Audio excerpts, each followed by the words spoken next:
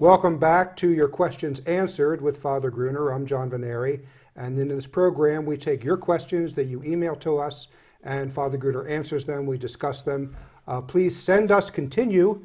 You have been sending us your questions, and we appreciate it. Please continue to send us your questions at the email you see at the bottom of your screen, questions@thefatimacenter.com. And in the previous program, we were asked a question about the part of the Fatima message where it said in Portugal, the dogma of faith will always be preserved. And we pointed out that that is, as is right now, that's an incomplete prophecy because we still haven't been given the rest of the third secret where it's finished, and we don't really know if it is a conditional prophecy or not.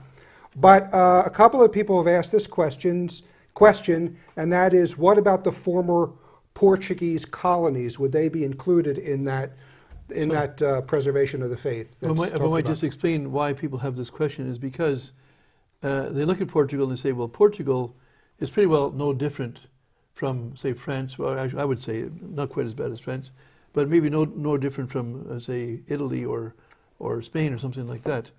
And so they say, well, why is this prophecy saying that Portugal is going to preserve the dogma of the faith, but these others? And of course, you pointed out that we don't know if it's actually predicting that's going to happen, because it doesn't say if Portugal prays the rosary every day, or if Portugal goes on pilgrimage to Fatima, or some other if. Or if they live the Fatima message. Yes, yeah. But in turn, in fact, talking about the Portuguese for the moment in general, they certainly know, I think every Portuguese person, even a non-believer or non-practicer, when you mention the word Fatima, he knows it's a village, or a town now, or a city. He knows that Our Lady appeared, or if he doesn't believe, reported to appeared in Fatima, and it was in 1917. They would know that.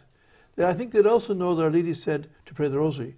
But I'm amazed at the ignorance of the Portuguese when they don't know anything about the prophecies of World War II, about the spread of errors of Russia, about the consecration or the fullness of the secret, or what the secret. Any of that stuff.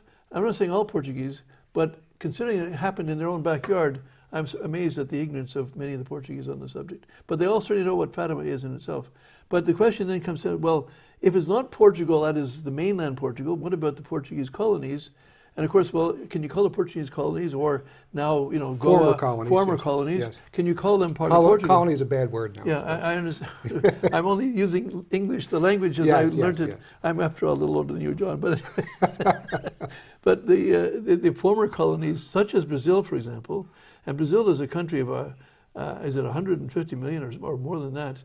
And it's the most Catholic, in population. In population, yes. Yeah. And of course, many of the Brazilians have also lost the faith as well.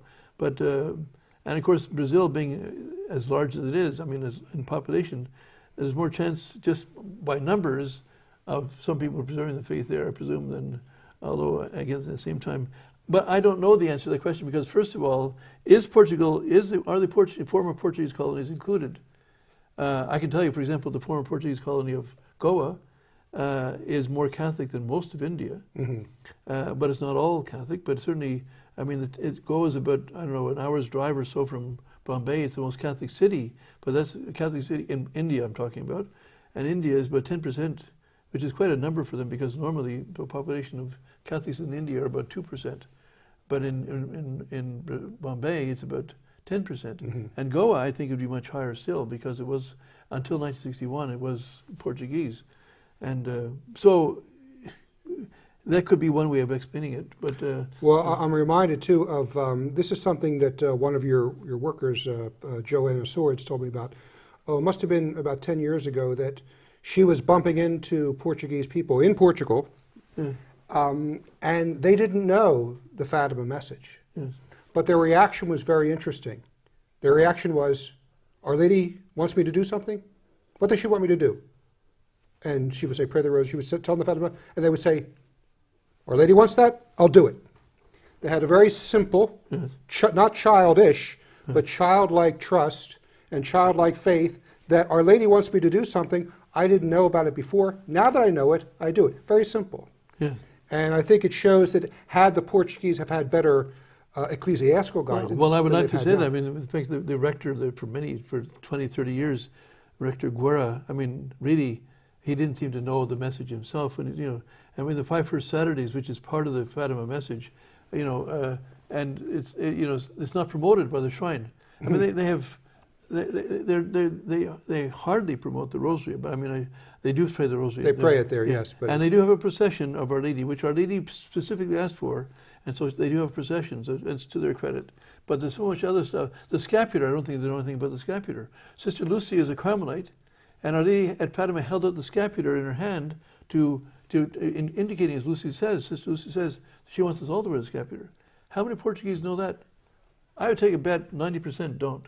Okay, but yes, if someone like if Joanna can do that, to tell that to the people on the street, how much more the priests and the bishops could do that if they don't promote it. And I think some of the betrayal of that. I think because the people will follow what they're taught, and also they're going to know what the priests teach them, and if they change direction onto this, onto a new orientation, then all these crucial things that they should know, they're just not going to be aware of. I mean, you yourself at this conference held about this person denying Catholic dogma in Portugal, in Fatima, and it was a conference hosted by the rector and by the bishop and by... The Portuguese hierarchy was there.